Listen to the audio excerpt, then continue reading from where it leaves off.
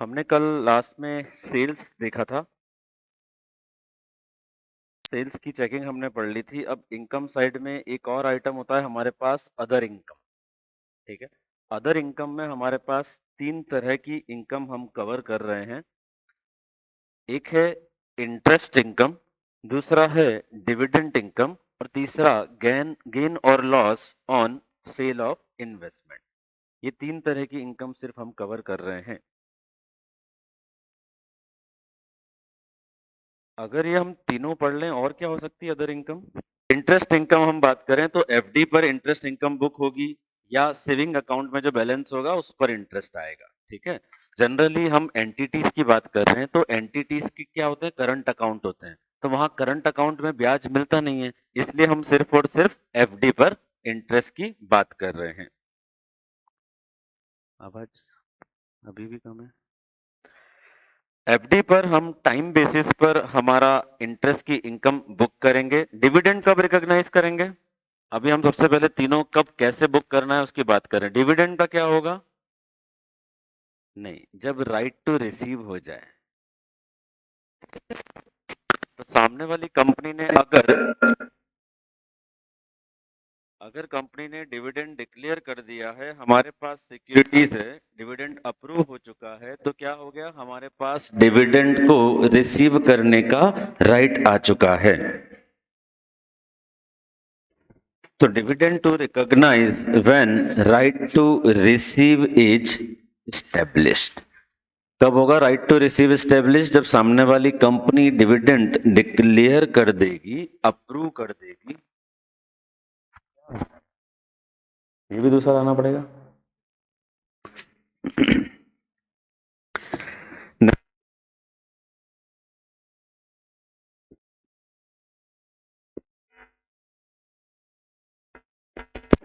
To the entity, economic benefit will flow to the entity. ये general point है। जब कोई इकोनॉमिक बेनिफिट एंटिटी को मिलने वाले होंगे तो ही उसकी बुक्स में रिकॉग्नाइज होंगे। तो ये अकाउंटिंग स्टैंडर्ड की लैंग्वेज है, उसके अकॉर्डिंग ऐसा लिखा है कि economic benefit will flow to the entity. तीसरा, अमाउंट कैन बी असर्टेन्ड। अगर अमाउंट ही डिसाइड नहीं हो सकता तो बुक क्या करेंगे? मतलब हमें पता है सर कंपनी डिविडेंड डिक्लेयर करने वाली, पक्का पक्का करेगी, हर साल करती, कितना करेगी नहीं पता, तो कैसे डिविडेंड रिकॉग्नाइज करेंगे? नहीं कर पाएंगे। So amount can be ascertained. अगर ये तीनों कंडीशन फुलफिल होती हैं तो ही इनकम बुक कर पाएंगे, वरना नहीं कर पाएंगे। पहला, टू रिकॉग्नाइज हम तब करेंगे जब राइट टू रिसीव एस्टेब्लिश हो गया हो। दूसरा, economic benefit will flow to the entity. And तीसरा, when amount can be ascertained और डिटरमाइंड। जब ये तीनों कंडीशन फुलफिल होंगी तो ही डिविडेंड इनकम बुक की जाएगी। आपने अकाउंटिंग स्टैंडर्ड 4 पढ़ा है।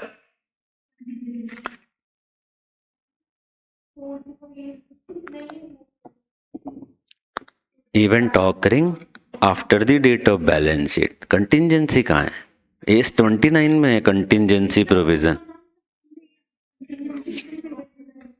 एंड हाँ, तो events occurring after the balance sheet date में स्पेसिफिक जिक्र है डिविडेंड का।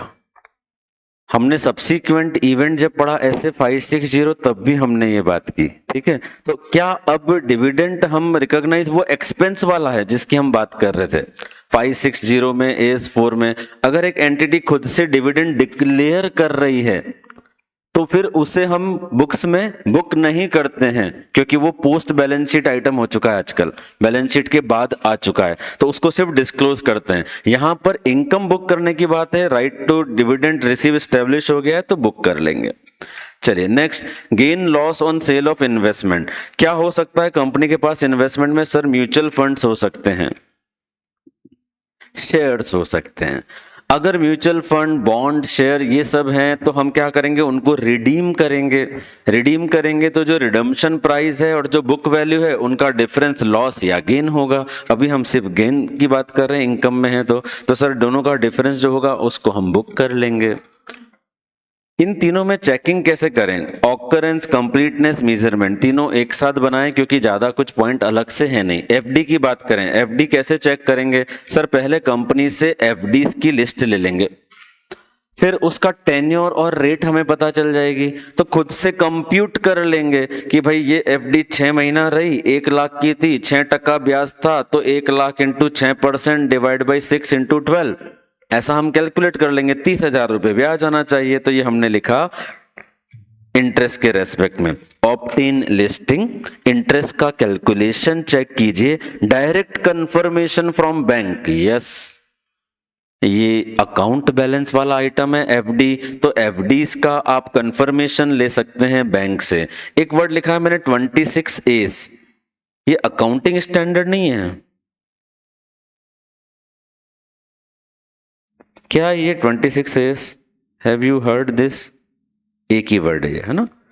26A's क्या होता है ये इनकम टैक्स की साइट से हर असेसी का, हर कंपनी का एक फॉर्म निकलता है, जब इनकम टैक्स का लॉगिन करते हैं वहां से निकलता है।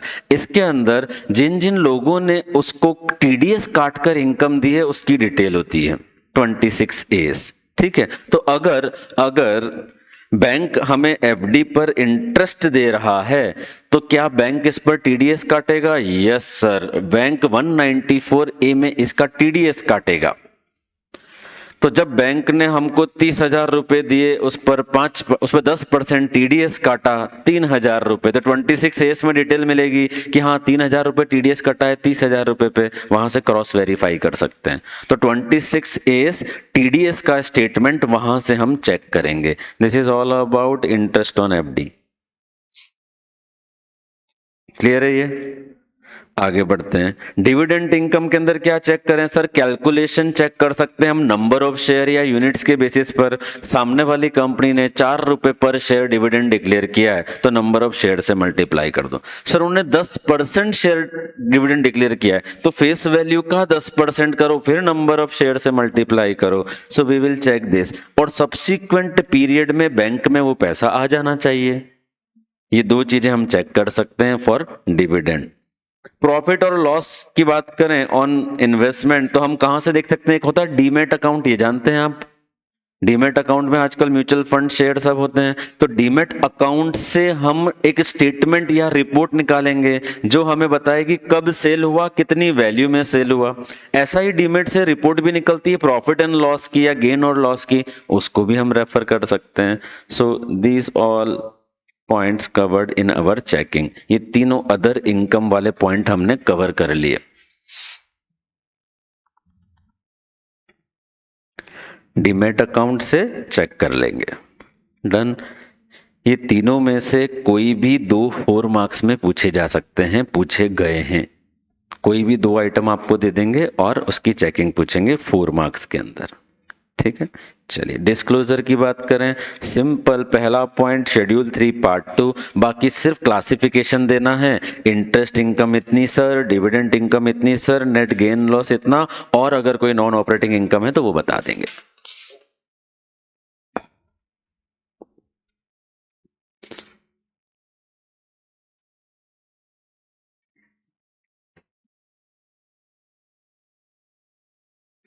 कल तक के मैंने नोट्स भेज दिए थे आपको रात को, तो आप लोग को जरूरत हो तो वहां से कुछ रेफर कर लीजिएगा, कुछ छूटा हो तो। और अगर आपने साथ साथ पूरा लिखा है तो उस पीडीएफ को देखने की कोई जरूरत नहीं पड़ेगी।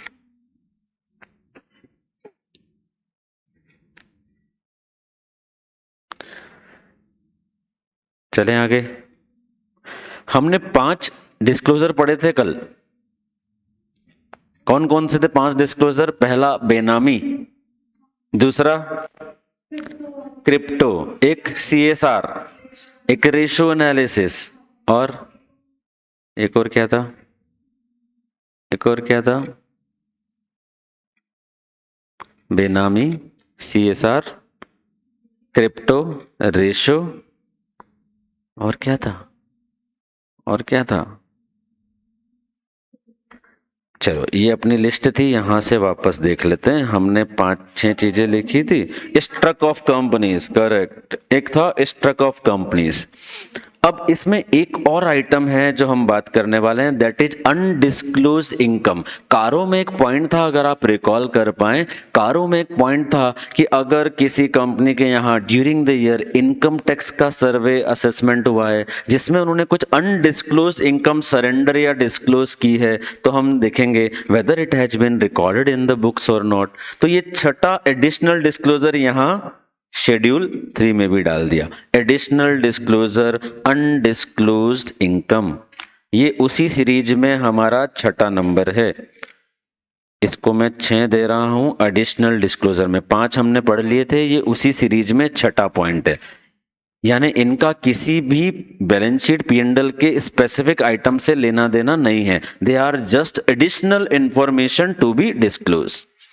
तो additional disclosure about undisclosed income, company shall give detail of transaction not recorded in books of account if surrender disclose during the year under the income tax act unless under any other scheme.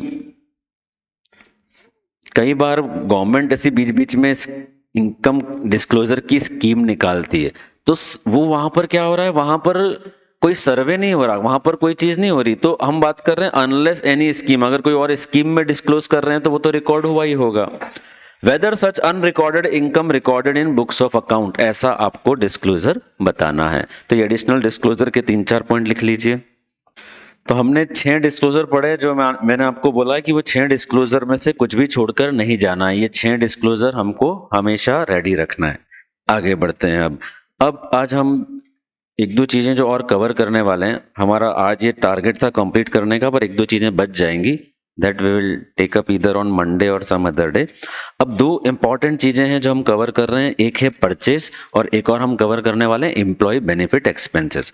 Purchase बहुत important है इसके अंदर, क्योंकि अलग अलग से कुछ specific points दिए हुए हैं, तो इसको मैं मार्क कर रहा हूं, वेरी वेरी इंपॉर्टेंट।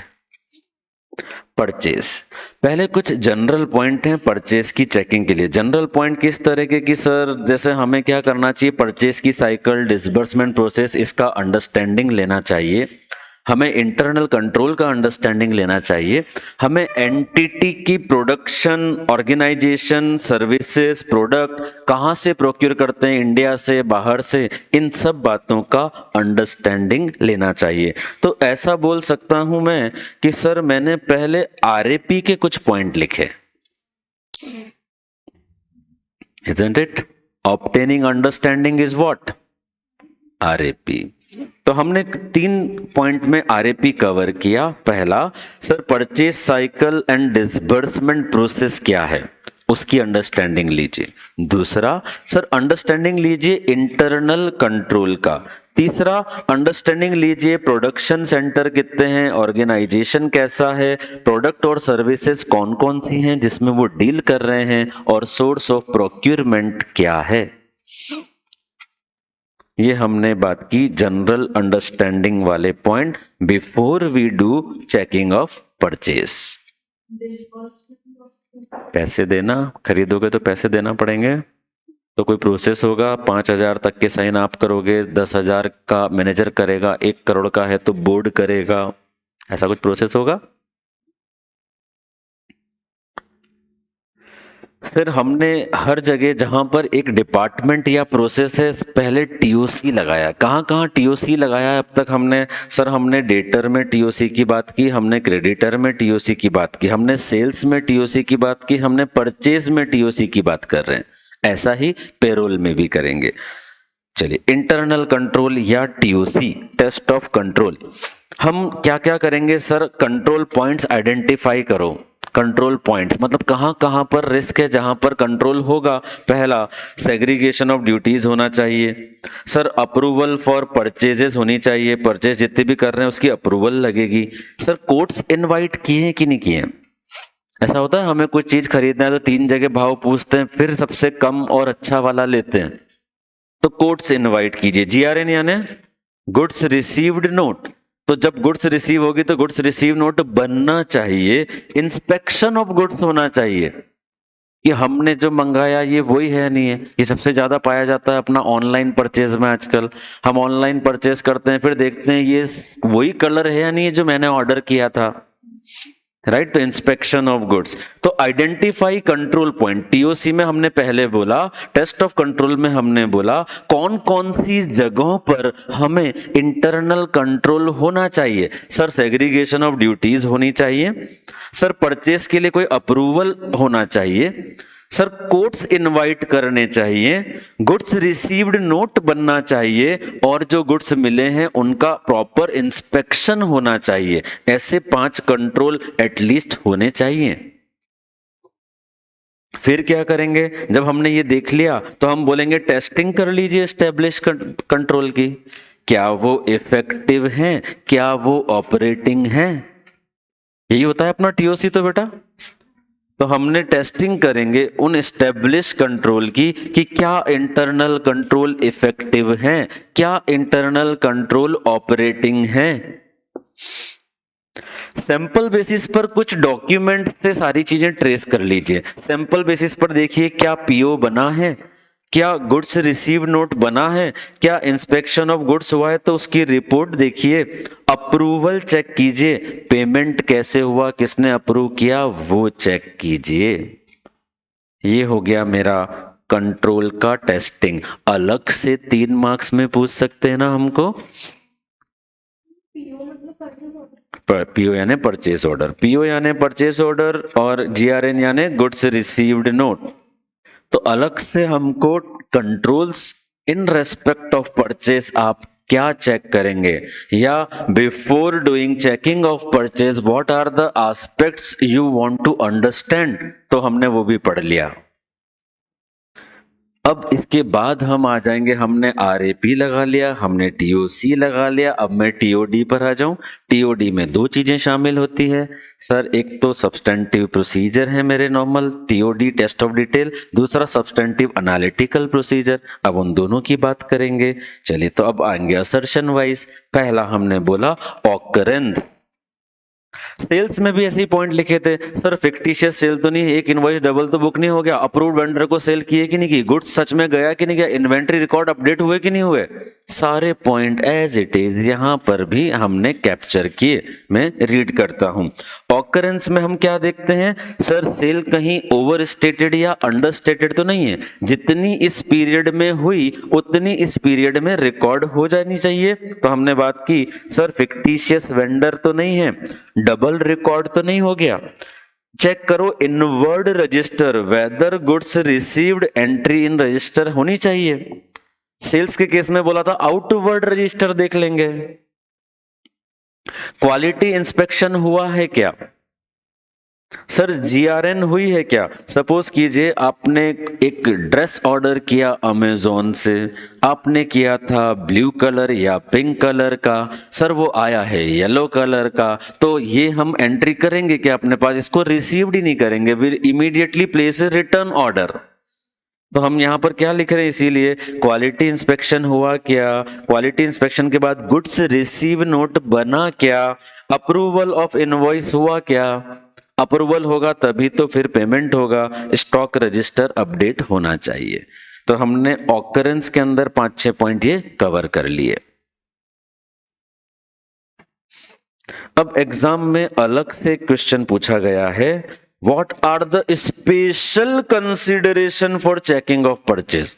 अब इसमें स्पेशल कुछ नहीं है, पर इन्होंने बोला है स्पेशल, तो हमारे लिए स्पेशल। साहब कई बार होता है ना, आप रेस्टोरेंट पे जाते हैं, वो बोलते हैं आज का स्पेशल, और आप बोलते हो ठीक है सर आज का स्पेशल ले आओ, फिर आप खाके बोलते हो अरे यार ये तो वही सेम पनीर है यार, मैं भी अगर ऑर्डर करता कढ़ाई पनीर तो यही आता है यार।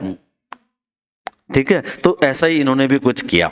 Special consideration for checking of purchase, क्या है स्पेशल कंसिडरेशन। पहला सर ओरिजिनल परचेज इनवॉइस से वेरीफाई करो, फोटोकॉपी से मत करो। बहुत अच्छा, ये स्पेशल है। ठीक है, दूसरा point purchase to book when risk and reward transfer. Sir हम कब परचेज को बुक करना चाहिए हमें, purchase to book when risk and reward transferred, इसमें हम दो टर्म शुरू से पढ़ रहे हैं, FOBCIF, free on board, and carriage in insurance and freight. तो हमने यहाँ पर ये दो चीजों के बेसिस पे डिसाइड करना पड़ेगा कि वेदर आई शुड रिकॉग्नाइज और नॉट। सर सामने वाले ने गुड्स डिस्पैच कर दिया, अभी वो इन ट्रांजिट है, पर मेरी कंडीशन थी CIF, तो जब मेरे दरवाजे पर आ जाएगा तब परचेस बुक करूंगा। सर FOB है, अभी गुड्स इन ट्रांजिट है, यस बुक कर लो, क्योंकि रास्ते में भी नुकसान हो गया तो मेरा ही है। So purchase to book when risk and reward transferred. Next, invoice in the name of entity होना चाहिए, ठीक है, ये भी स्पेशल में बताया। इनपुट टैक्स कंपोनेंट अगर है, होता है GST, इनपुट टैक्स कंपोनेंट जो है उसको हम इनपुट लेजर में ले जाएंगे, ना कि ऐड करेंगे परचेज की कॉस्ट में, ठीक है ना, ये बात तो जनरल पॉइंट अकाउंटिंग का है। परचेज फ्रॉम रिलेटेड पार्टी है तो चेक करेंगे क्या आर्म लेंथ प्राइस पर है। आर्म लेंथ प्राइस क्या होता है? A price between unrelated buyer and seller, a price between unrelated buyer and seller, क्योंकि उस केस में क्या होगा, दोनों अपना अपना बेस्ट इंटरेस्ट नेगोशिएट करेंगे। तो हमने बोला परचेज अगर रिलेटेड पार्टी से है तो चेक कीजिए whether it is on arm length price. Classification check कीजिए, अगर ये कैपिटल आइटम है कि रेवेन्यू। यार ये स्पेशल कंसिडरेशन पूछा है एग्जाम में 4 मार्क्स में अलग से, इसलिए हमने भी इसका अलग से हेडिंग बनाया, हाईलाइट भी किया। आप भी इसको ऐसे याद रखिए, और मैं बोल ही रहा हूं परचेज बहुत इंपॉर्टेंट है। तो स्पेशल कंसिडरेशन में 5-6 पॉइंट सर, ओरिजिनल इनवॉइस चाहिए, इनवॉइस एंटिटी के नाम में चाहिए, टैक्स को अलग से रिकॉर्ड करना, और रिस्क रिवॉर्ड ट्रांसफर हुए या नहीं हुए ये चेक करना, रिलेटेड पार्टी का है तो आर्म लेंथ प्राइस पर होना, और क्लासिफिकेशन रेवेन्यू और कैपिटल। कंप्लीटनेस, कंप्लीटनेस में हमेशा क्या कवर कर रहे हैं, अगर कट ऑफ एप्लीकेबल है तो कट ऑफ, कहां कट ऑफ आता है, 5 आइटम के नाम बताओ, sale, purchase, debtor, creditor, inventory, ये 5 जगहों पर हमेशा कंप्लीटनेस में हम लिखेंगे कट ऑफ। तो कट ऑफ किस चीज के लिए होता है? Whether the recording in correct period और नॉट। अगर हमको इस नाम से दे दें कि auditor want to check whether all purchases to book in this period are not recorded in next period, इसका मतलब है क्या पूछना चाहते हैं वो? Cut off. तो कट ऑफ के लिए याद रखिए, for recording in correct period हम चेक कर रहे हैं, इसमें क्या क्या चेक करना चाहते हैं सर? लास्ट 5-10 ट्रांजेक्शन का देखना चाहते हैं, सच में गुड रिसीव हुआ कि नहीं हुआ। सब्सिक्वेंट पीरियड के भी 5-10 ट्रांजेक्शन चेक करना चाहते हैं कि उनका गुड्स इधर रिसीव हुआ है या उनका इनवॉइस किस डेट का है। मैनेजमेंट से एक रिटर्न रिप्रेजेंटेशन लेंगे, किस बारे में सर? All purchases has been recorded. Management को बोलेंगे लिख के दीजिए all purchases has been recorded, nothing is left. ये हो गए कंप्लीटनेस के अंदर 3-4 जनरल पॉइंट। अब आते हैं एनालिटिकल प्रोसीजर। ये एग्जाम में अलग से पूछा है एनालिटिकल प्रोसीजर, इसीलिए परचेज को मैं इंपॉर्टेंट बोल रहा हूं कि अलग अलग इसमें इतनी सारी चीजें हैं जो सेपरेटली पूछी हैं हमको। यहां तक हो गया कि कंप्लीटनेस, तो फिर अपन एनालिटिकल प्रोसीजर पर आएंगे। कंप्लीटनेस में मैंने 4 पॉइंट बोले। पहला कट ऑफ प्रोसीजर लगाना, गुड्स इन ट्रांजिट है तो रिस्क एंड रिवॉर्ड की बात करेंगे, रिटर्न रिप्रेजेंटेशन देखेंगे, सब्सिक्वेंट पीरियड और लास्ट डेट के 5-10 ट्रांजेक्शन चेक कर लेंगे। ये कंप्लीटनेस की बात हुई। अब हमको है ना अलग से ऐसा उन्होंने एक बोला कि सर अगर आपको परचेज क्वांटिटी और परचेज प्राइस के बारे में रीजनेबलनेस चेक करना है, जब रीजनेबल चेक करने की बात आती है तो आप समझ जाओ एनालिटिकल प्रोसीजर की बात हो रही है। तो अगर आपको ओवरऑल रीजनेबलनेस चेक करना है for purchase quantity and price, तो कैसे चेक करें? तो उन्होंने 2 स्पेसिफिक एनालिसिस हमको बताए, स्पेसिफिक एनालिसिस 2 हमको बताए। कौन कौन से हैं 2 स्पेसिफिक एनालिसिस? एक है कंजम्पशन एनालिसिस, दूसरा है स्टॉक कंपोजिशन एनालिसिस। नाम से समझ में आ रहा होगा, एक में कंजम्पशन कितना लगा, एक में कंपोजिशन की भैया 100 था, तो 100 में कौन सी चीज कितनी कितनी है, ये याद रखिएगा। यहां पर ये किस चीज के लिए है, regarding quantity and price, reasonableness about quantity and price. तो मैंने बोला एक कंजम्पशन एनालिसिस, दूसरा स्टॉक कंपोजिशन एनालिसिस। अब इन दोनों को समझ लेते हैं। कंजम्पशन जैसा नाम है इसका, सर रॉ मटेरियल कितना कंज्यूम हुआ, कहां से देखें सर, एक अकाउंट बनता है जिसका नाम होता है मैन्युफैक्चरिंग अकाउंट। आप तो कॉस्टिंग पढ़ रहे हैं, आपको पता है, कॉस्ट शीट में अलग से बात करते हैं इसकी। So raw material consumed as per manufacturing account कितना है वो चेक करेंगे। सर उसे लास्ट ईयर से कंपेयर करो।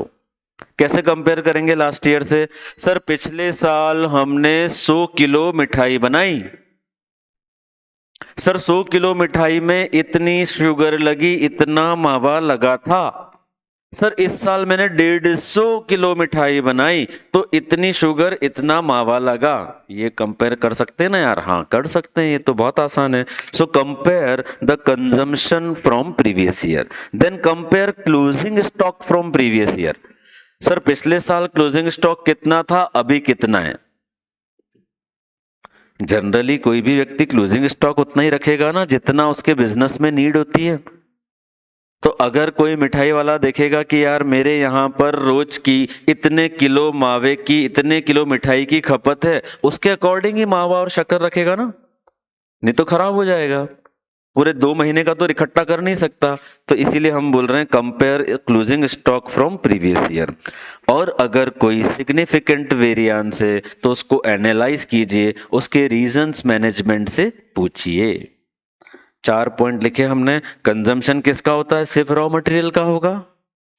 तो सर रॉ मटेरियल कितना कंज्यूम हुआ, प्रोडक्शन के बेसिस पर कंपेयर कीजिए, लास्ट ईयर के कंजम्पशन से कंपेयर कीजिए, क्लोजिंग स्टॉक को कंपेयर कीजिए, सिग्निफिकेंट वेरिएंस को एनालाइज कीजिए। ये 4 पॉइंट हो गए मेरे एनालिटिकल प्रोसीजर में, और हमने इसको नाम दिया कंजम्पशन एनालिसिस।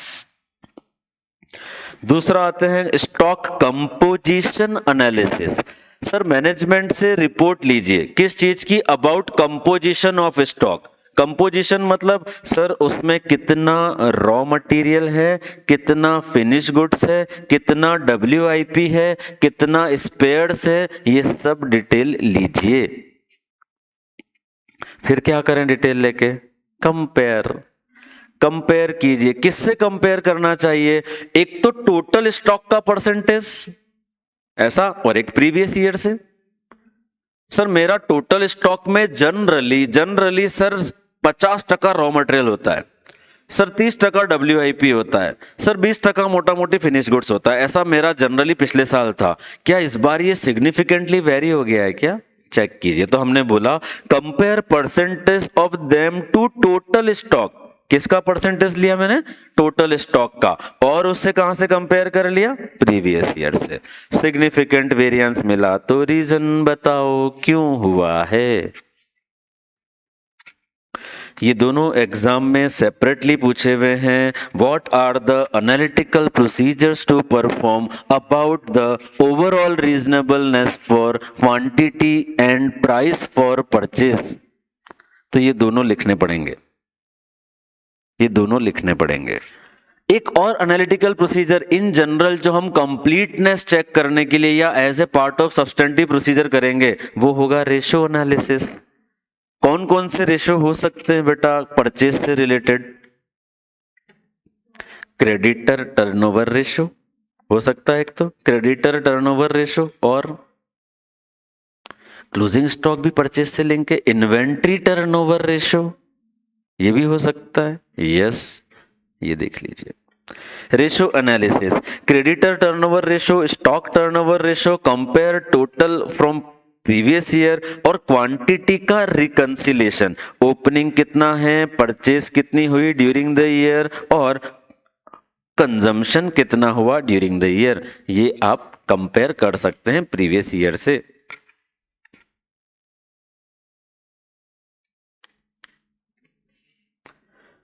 कट ऑफ और एनालिटिकल प्रोसीजर हमेशा कंप्लीटनेस में आएगा। ये जनरल रूल याद रखिएगा। क्या बोल रहा हूं? कट ऑफ और एनालिटिकल प्रोसीजर हमेशा कंप्लीटनेस असर्शन में आएगा। चलिए परचेज के मेजरमेंट की बात करें, अगर ये क्रेडिटर होता तो वर्ड वैल्यूएशन बोल देते, अभी ये क्लासिफिकेशन, ये क्लास ऑफ ट्रांजैक्शन है तो वर्ड यूज कर रहे हैं मेजरमेंट, असर्शन को नाम दे दिया मेजरमेंट। सर हम चार चीजों से मेजरमेंट की बात कर रहे हैं। पहला AS11, ठीक है आपको पता है। All trade discount reduced not to book, ठीक है। Input tax separately account for हुआ है। कोई अनयूजुअल जर्नल एंट्री है तो उसके बारे में चेकिंग करेंगे। अनयूजुअल जर्नल एंट्री, सर हमने ड्यूरिंग द ईयर परचेस किया लेकिन एक बड़ी जर्नल एंट्री की हुई है अबाउट द क्वालिटी डिस्काउंट या क्वालिटी क्लेम, ये अनयूजुअल एंट्री है। इसका मतलब इसके बारे में डिस्कशन करना पड़ेगा कि हमने परचेस तो किया 50 लाख का, पर हम उसे 5 लाख नहीं देंगे क्योंकि क्वालिटी में इशू है। तो ऐसी कुछ अनयूजुअल एंट्रीज को आप चेक कीजिए क्योंकि उतनी वैल्यू से फिर आपकी परचेस रिड्यूस हो जाएगी। एनालिटिकल प्रोसीजर का पार्ट है, पर ये क्वांटिटी और प्राइस को लेके जो एनालिटिकल प्रोसीजर है उसका पार्ट नहीं है। Yes yes. डिस्क्लोजर एकदम simple. Schedule 3 part 2 purchase of stock in trade बताएंगे। Change in inventory for FG and WIP बताएंगे। Transaction with related parties disclose करेंगे।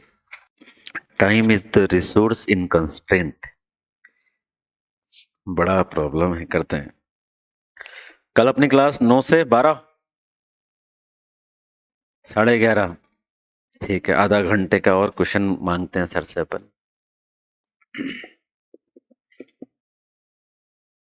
चलिए आगे चलें।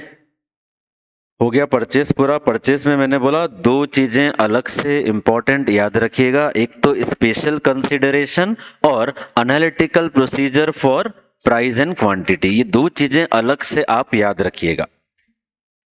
नाउ एम्प्लॉय बेनिफिट एक्सपेंसेस या पेरोल एक्सपेंसेस या सैलरी या वेजेस, किसी भी नाम से पूछ लें हमको, हम इस टॉपिक में ही कवर कर रहे हैं एम्प्लॉय बेनिफिट एक्सपेंसेस। अब यहां पर भी पीछे पूरी एक प्रोसेस काम करती है। एम्प्लॉय बेनिफिट एक्सपेंस एक बहुत बड़ा एक्सपेंस है। इवन सर्विस सेक्टर की बात करें, इन्फोसिस के P&L में सबसे बड़ा खर्चा है एम्प्लॉय बेनिफिट। किसी भी सर्विस सेक्टर वाली कंपनी की अगर बात करेंगे तो ये सबसे बड़ा खर्चा होगा।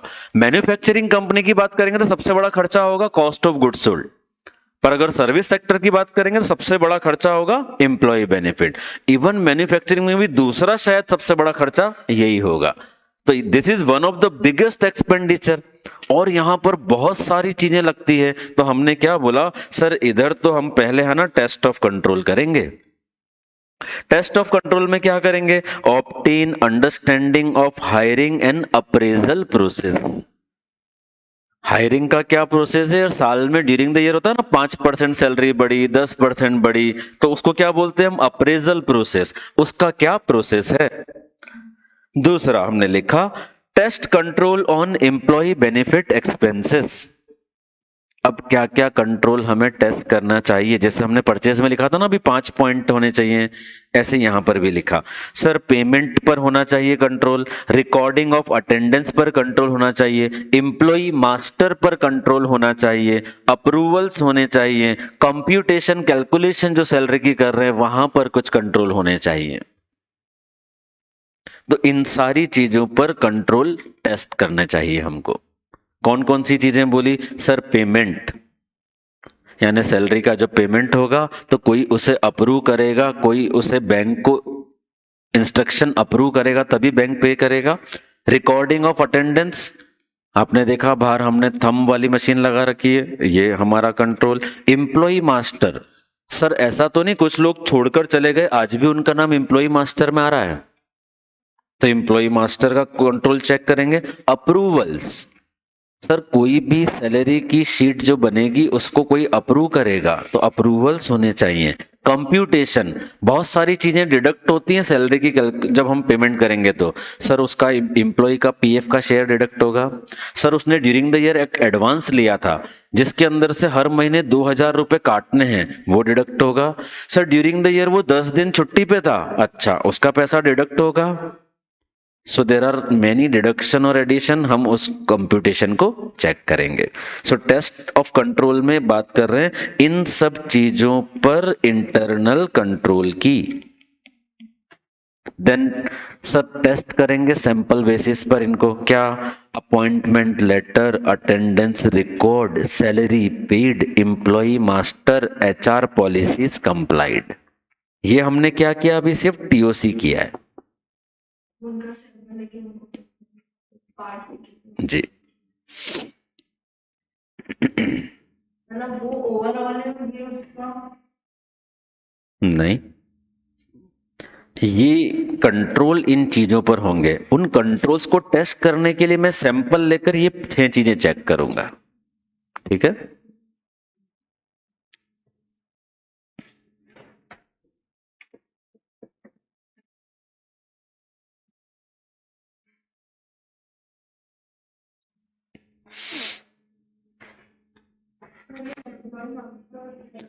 एम्प्लॉय मास्टर क्या होता है? जैसे आप हर चीज की एक मास्टर लिस्ट बनाते हैं, जहां पर जैसे अपन एक सॉफ्टवेयर की बात करें बेटा, हम पहले एक लिस्ट ऑफ लेजर बनाएंगे, फिर उसमें एंट्री होती जाएगी। किसी भी सॉफ्टवेयर में अगर मुझे अकाउंटिंग करना है तो पहले एक लिस्ट ऑफ लेजर बनाना पड़ेगा, ऐसा। अगर ऐसे हम सैलरी की बात करें तो पहले मुझे एक लिस्ट बनानी पड़ेगी कि these are the total employees. उस लिस्ट को मैं क्या बोलूंगा? Employee master. जब कोई छोड़ के जाएगा तो उसका नाम हट जाएगा, कोई नया ज्वाइन होगा तो ऐड हो जाएगा। तो there has to be controls to update this employee master, वरना तो जो चला गया उसका भी नाम वहां है, उसकी सैलरी चली जाएगी, ऐसा हम बोल रहे हैं। चलिए, अब हमने 3 असर्शन मिला दिए, यहां पर अलग अलग नहीं है। ऑकरेंस, मेजरमेंट एंड कंप्लीटनेस, यही होते हैं क्लास ऑफ ट्रांजैक्शन में, ऑकरेंस, मेजरमेंट और कंप्लीटनेस। अब इनके कुछ 5-6 पॉइंट कॉमनली हमने लिख लिए। पहला, sir employee attendance record check करेंगे, सब सैंपल बेसिस पे करना है, चेक करेंगे। दूसरा, फिक्टिशियस एम्प्लॉय तो नहीं है, ये कैसे चेक करें यार? सर एम्प्लॉय के मास्टर में से मैंने कोई भी 10 नाम पकड़ लिए, बोला चलो इनसे कॉफी विद एम्प्लॉय कराओ, मीटिंग कराओ, इनसे मिलवाओ, हमको हैंडशेक करवाओ एक बार।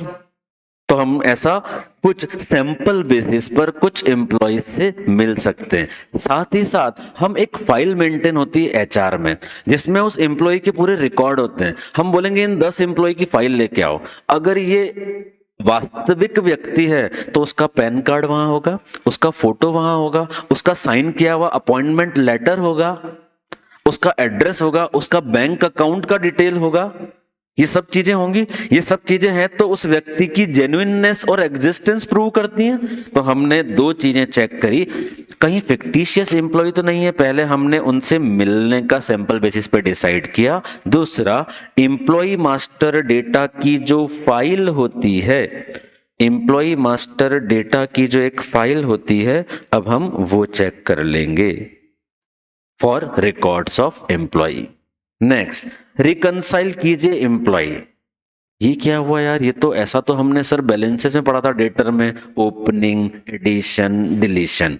ये तो हमने एसेट में पढ़ा था, ओपनिंग, एडिशन, डिलीशन। एम्प्लॉय के लिए भी ये वैलिड है? यस। मेरे ओपनिंग एम्प्लॉय थे 100, ड्यूरिंग द ईयर 10 लोग नए आए 110, 5 छोड़कर गए 105। तो अब वापस जैसे वहां बात की थी, ओपनिंग को प्रीवियस ईयर से ट्रेस कर लो, ड्यूरिंग द ईयर ज्वाइंट के नए अपॉइंटमेंट लेटर चेक कर लो, जो छोड़कर गए उनका full and final settlement check कर लो। तो हमने ये 3 चीजों पे तीनों पॉइंट बना दिए। पहला, रिकंसाइल कीजिए employee, opening plus joined minus left. फिर ज्वाइंट, ये ज्वाइंट नहीं है, ज्वाइंट है, सॉरी, एम्प्लॉय ज्वाइंट।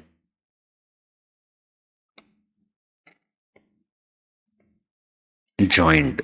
तो जो एम्प्लॉय ज्वाइन किए हैं उनका हम सैंपल बेसिस पर अपॉइंटमेंट लेटर चेक कर लेंगे। जो लोग छोड़कर गए लेफ्ट, उनका सैंपल बेसिस पर full and final settlement check कर लेंगे।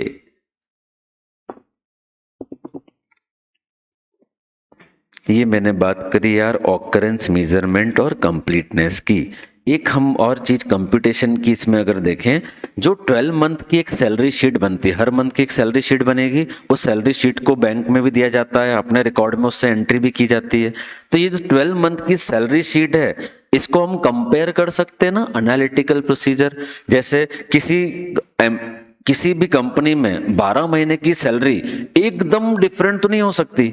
जैसे मैंने एक महीने में 1 लाख पे की, अगले महीने 10 लाख, फिर 3 लाख, फिर 6 लाख, ऐसा तो नहीं हो सकता ना।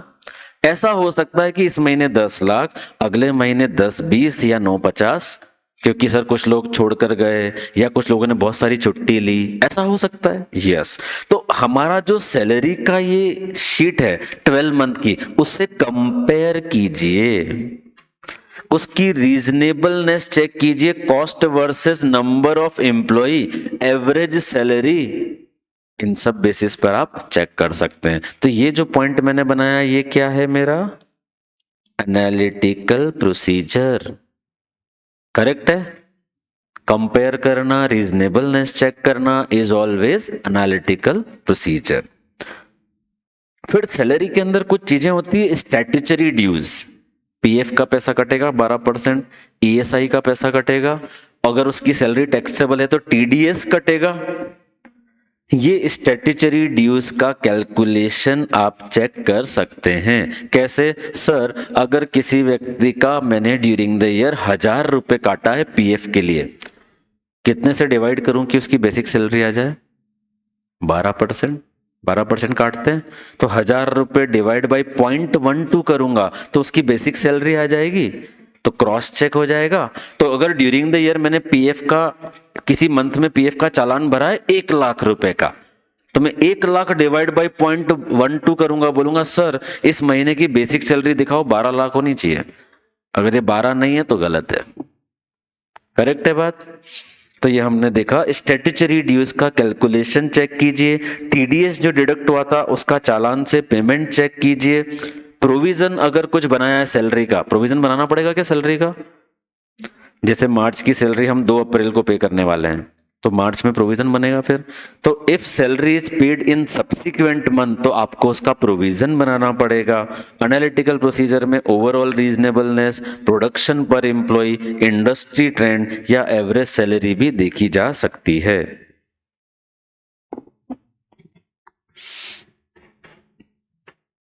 हमने बहुत सारे पॉइंट लिखे हैं, आपको जितने याद रह जाएंगे उतने सफिशिएंट है। मैंने 3 असर्शन लिखे, उसके अंदर आपने कोई भी अच्छे 6 पॉइंट 7 पॉइंट भी लिख दिए तो हो गया अपना काम।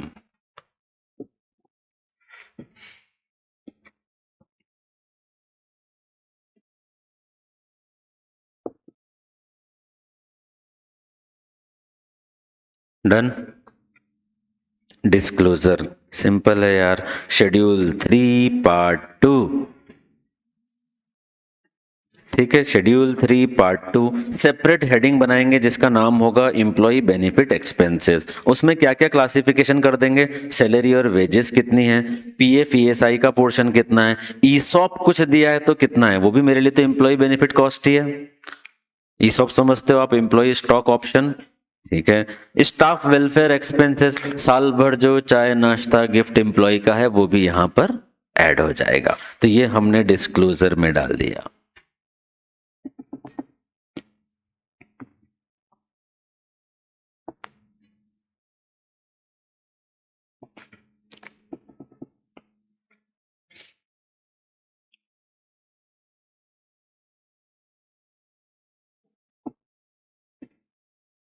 अब हमारे पास 2 चीजें बची है पढ़ने के लिए मोटा मोटी। एक है डेप्रिसिएशन और अमोर्टाइजेशन। क्या आपने इसका रिलेवेंट अकाउंटिंग स्टैंडर्ड पढ़ लिया है क्या? ठीक है, डेप्रिसिएशन या अमोर्टाइजेशन, एक तो ये बचा है। दूसरा हम बात करेंगे कुछ अदर एक्सपेंसेस की या ऐसा बोल दें एडमिनिस्ट्रेटिव एक्सपेंसेस की।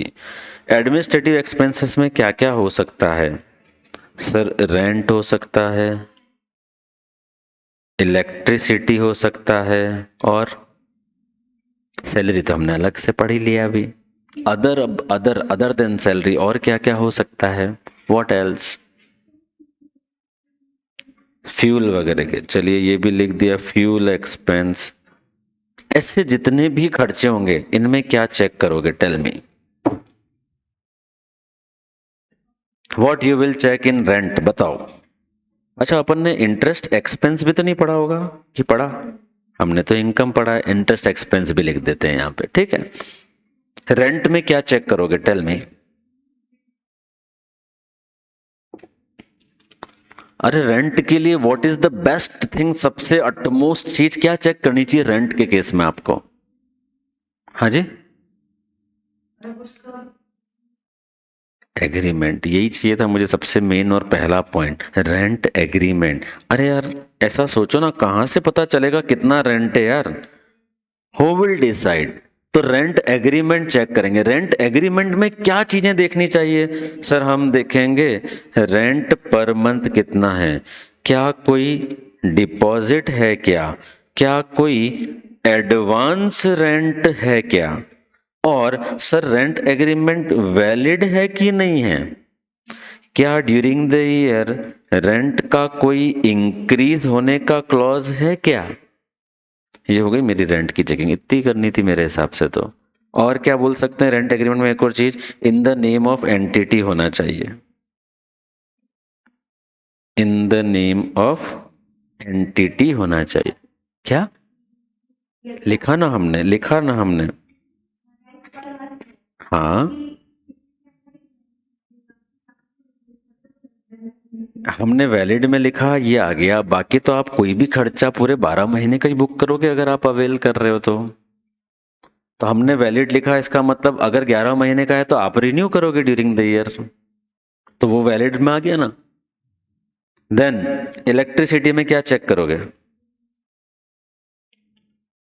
बिल। और व्हाट एल्स? ये इलेक्ट्रिसिटी, पावर या फ्यूल, ये सबको एक अलग तरह से भी सोचना पड़ेगा आपको कि ये प्रोडक्शन में यूज होने वाली चीज है। It is A direct expense from costing point of view. तो वैसा भी सोचना पड़ेगा अपने को। तो जितना ज्ञान है किसी चीज के बारे में सब डाल के कॉम्बिनेशन बना देंगे ना अपन पॉइंट का। नहीं तो सिर्फ इलेक्ट्रिसिटी की चेकिंग में 4 पॉइंट क्या लिखोगे? बिल खत्म। यूनिट्स की क्या कंज्यूम, उसको क्या कंपेयर करें, कैसे देखें? तो हमने पहले तो लिखा कि इलेक्ट्रिसिटी का बिल दिखेंगे, फिर हम क्या बोलेंगे? अब पावर को लेके बात करो, पावर कंजम्पशन, इसका एनालिसिस करेंगे किसके बेसिस पर? यूनिट्स ऑफ प्रोडक्शन, बराबर है क्या? उससे कंपेयर करेंगे किससे? प्रीवियस ईयर के कंजम्पशन से।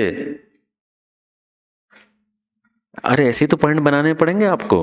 फिर अपन वो वाला एक पॉइंट सोचो यार, वो कॉमन एरिया की लाइट को तो सब में बांटना पड़ता है ना, उसे आप क्या बोलते हैं? अ portion of other on other cost centre. तो अपन यहां पर फिर ये लिखेंगे कि कॉमन एरिया का जो है क्या उसका सही से अपोर्शन हो गया है। ऐसी सब चीजें देख लें। फिर एक पॉइंट अपन ने जनरल बनाया, सर प्रोविजन मेड और नॉट फॉर मंथ जो लास्ट का होता है। भाई प्रोविजन, मार्च का बिल तो अप्रैल में आएगा, तो जो प्रोविजन बनाया उसकी क्या करनी पड़ेगी? कैलकुलेशन चेक करनी पड़ेगी ना कि किस आधार पर बनाया। ये हमने बात कर ली इलेक्ट्रिसिटी, पावर, फ्यूल एक्सपेंसेस की। देखते हैं कौन कौन से दिए मॉड्यूल के अंदर यहां पर, और कुछ छूट रहा होगा तो वो कवर करते हैं। Other expenses like power and fuel हमने पढ़ा, रेंट हमने बात की। चलो अब बात करते हैं repair to building, plant and machinery, इसकी बात करते हैं। ठीक है, ये मैं लिख के तो सब दूंगा, ये समझ लीजिए एक बार आप। रिपेयर टू बिल्डिंग और प्लांट एंड मशीनरी, इसमें क्या चेक करना चाहिए आपको? टेल मी।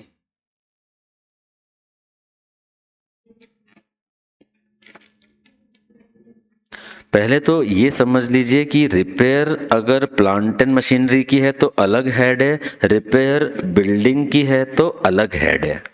शेड्यूल 3 बोलता है दोनों को अलग से बताने का। देखो शेड्यूल 3 बहुत पुराने टाइम से जो कंसेप्ट कुछ आइटम की लिस्टिंग है कि क्या क्या, ये क्या सोच के बनाया, देखो कितना अच्छा लॉजिक है, मुझे जो समझ में आता है। मान लीजिए प्लांट एंड मशीनरी में ढेर सारा खर्चा हो रहा है ड्यूरिंग द ईयर, तो यार यूजर को पता चलना चाहिए ना कि भैया बहुत पुरानी मशीन हो गई है, बहुत रिपेयर लग रहा है, उसको पता चलना चाहिए। बिल्डिंग में बहुत सारा रिपेयर हो रहा है तो यूजर को पता चलना चाहिए कि यार बिल्डिंग में इतना खर्चा हो रहा है मेंटेन करने के लिए। So both are separate head, हम ऐसा नहीं कर सकते रिपेयर में दोनों आ गए। So there is two separate head, repair of plant and machinery and repair of building. अब बताओ क्या चेक करोगे दोनों में? अरे ये क्या था, ये क्या था? What is the meaning of this? Tell me, है कुछ? नहीं आएगा। सबसे पहली चीज हमें यहां पर ये देखनी चाहिए कि ये जो रिपेयर है इसका नेचर क्या है। नेचर से मतलब क्या इससे असेट की लाइफ या कैपेसिटी इन्हांस हो रही है क्या? अगर हो रही है तो ये कैपेक्स है, अदरवाइज ये रेवेन्यू है। तो सबसे पहली चीज हमने क्या बोली, हमें रिपेयर का नेचर देखना चाहिए। आपको ऐसा एग्जाम में एक बार क्वेश्चन आया हुआ है बहुत पहले, मतलब अब तो ये शायद नहीं आएगा, इतना इजी हो गया। उन्होंने आपको एक केस बनाया कि प्लांट एंड मशीनरी की ड्यूरिंग द ईयर एक सब्सटेंशियल अमाउंट वाला रिपेयर हुआ है, which is a major amount. So management is of the view that they should capitalise since it is a high value item. Give me your comment. हाँ, तो हमें इस बात को एम्फेसाइज करना पड़ेगा कि सर रिपेयर के अमाउंट से ये तय नहीं होगा कि वो कैपेक्स है या रेवेन्यू है। If this repair is results into enhancement of capacity or life of asset, then it is eligible for capitalization. Otherwise, irrespective of amount, it has to be charged to revenue. समझ में आ गया ये बात? चलिए, तो पहले nature देख लिया। अब यार देखो कैसे मन से कवि सोचता है, सर ये रिपेयर जो है ये इन हाउस हुई है या आउटसाइड हुई है? इन हाउस होती है ना बहुत सारी रिपेयर। अपने घर पे टीवी या रेडियो नहीं चलता तो अपने को पता है क्या करना है, क्या करना है, पहले एक बार बंद चालू कर लो, फिर भी नहीं चला एक चाटा साइड से मारो, कई बार चल जाता है उससे, है ना। फिर भी नहीं हुआ तो अब सोचेंगे किसको बुलाऊं। तो इन हाउस रिपेयर है कि आउटसाइड है? इन हाउस रिपेयर है तो यार इसको बुक कैसे करें? सर इन हाउस रिपेयर है तो हमें देखना पड़ेगा expense incurred. Sir in house हमारे पास कुछ टीम है मेंटेनेंस वाली, एक उन्होंने एक चीज खराब हो गई रिपेयर किया, उसके अंदर उन्होंने सर 10 पार्ट रिप्लेस किए, ग्रीसिंग किया, ये किया, इसका खर्चा that is repair. Sir outside अगर हमने भेजा था तो फिर तो सर सिंपल है, उसके इनवॉइस के आधार पर बुक हो जाएगा। ठीक है क्या ये बात? चलो, तो हमने नेचर देख लिया, रिपेयर देख लिया, अब क्या करना है बाकी? तो सिंपल कुछ डॉक्यूमेंट्स देख लीजिए। अगर बाहर गई है मशीनरी तो उसका इनवर्ड और आउटवर्ड कुछ बना होगा। आप रिपेयर को कंपेयर कर लीजिए, जनरल रिपेयर है या कुछ है, डॉक्यूमेंट्री एविडेंस देख लीजिए, अप्रूवल देख लीजिए। ये खत्म हो गया मेरा repair of plant and machinery. ठीक है, अब बोलो रिपेयर एंड ऑफ बिल्डिंग, ऐसा कि ऐसा ही बन जाएगा क्या? हाँ, ऐसा कि ऐसा ही बना देंगे, रिपेयर ऑफ बिल्डिंग। ठीक है, आगे बढ़ते हैं। और क्या नया आइटम था? चलिए, इंश्योरेंस, बहुत बढ़िया। बताओ इंश्योरेंस में क्या चेक करोगे? अकाउंटिंग अगर आपको इसकी आती है ना तो आप बहुत आराम से इसकी चेकिंग कर सकते हो। ओके, सबसे पहले तो इंश्योरेंस अगर हमने कोई प्रीमियम पे किया है तो हमारे पास क्या होना चाहिए? एक पॉलिसी होनी चाहिए जिसका कोई कवर नोट या रिसीट होनी चाहिए। ये दोनों हमें पढ़ना चाहिए। कवर नोट क्या होता है? पूरी पॉलिसी की डिटेल कि आपने ये पॉलिसी ली है, सम इंश्योर्ड इतना है, इसमें ये कवर्ड है, ये कवर्ड नहीं है, टोटल वैल्यू ऑफ असेट सब लिखा होता है। तो आप उस पॉलिसी का कवर नोट और उसकी रिसीट ऑफ प्रीमियम, ये दोनों डॉक्यूमेंट को चेक कीजिए। फिर जनरल पॉइंट एक लिखता हूं, it is for business asset. ये किसके लिए होना चाहिए? बिजनेस असेट के लिए होना चाहिए। सर डायरेक्टर साहब की LIC इसमें आ सकती है क्या? नहीं आ सकती, पर कीमैन इंश्योरेंस पॉलिसी आ सकती है। ठीक है, चलिए तो हम देखेंगे it is for business asset और बिजनेस यूज, ये देख लेंगे। और बताइए क्या, हाँ उसमें क्या चेक करेंगे? टेल मी।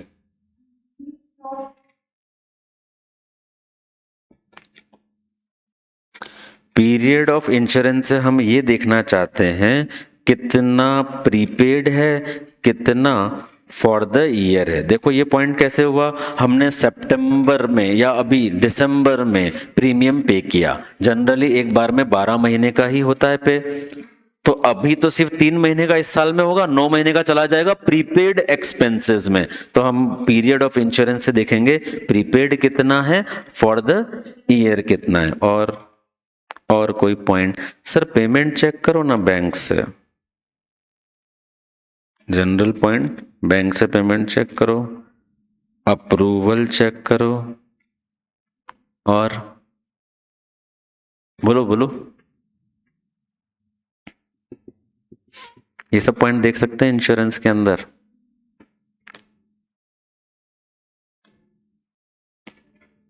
अलग से दिया है कि इन्होंने? Insurance, obtain a summary of insurance policy, verify whether the expenses has been correctly classified between prepaid expense and for the period. अपन ने लिख लिए दोनों पॉइंट, ये बस इतना ही दिया है इन्होंने, अपन ने ज्यादा ही लिखा है, बहुत है।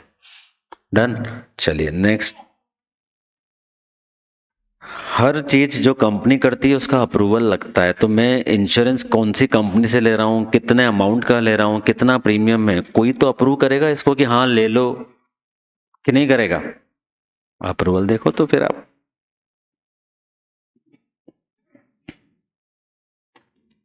लीगल और प्रोफेशनल एक्सपेंसेस क्या चेक करोगे? बस लास्ट फटाफट, लीगल एंड प्रोफेशनल एक्सपेंसेस क्या चेक करोगे? पढ़ा है यार मैंने, ऐसे 501 में भी तो जिक्र हुआ है इसका, छोटा मोटा जिक्र हुआ है, ठीक है, बट हुआ है ना। क्या चेक करोगे लीगल एक्सपेंसेस में? सर लीगल एक्सपेंसेस का लेजर निकालेंगे, लेजर में देखेंगे कि ये किस पर्पस से हुआ है। सर फिर हम चेक करेंगे इनवॉइस आया होना चाहिए। सर हम कंफर्मेशन ले सकते हैं, किससे? लीगल लॉयर से, या जो भी हमारा व्यक्ति है उससे हम कंफर्मेशन ले सकते हैं। क्या किसी और प्रोविजन की दरकार है? सब चीजें चेक कर सकते हैं ना आप इसके अंदर। सिर्फ एक आइटम बचा है मेरे हिसाब से, डेप्रिसिएशन और amortisation. I will cover on any day जिस दिन भी टाइम बचेगा। ये चैप्टर आज हम कंक्लूड कर रहे हैं। ये जो 2-3 चीजें लास्ट की बची है जो मैंने अभी नहीं लिख के दी आपको, ये नोट्स में ऐड करके मैं आपको शेयर कर दूंगा।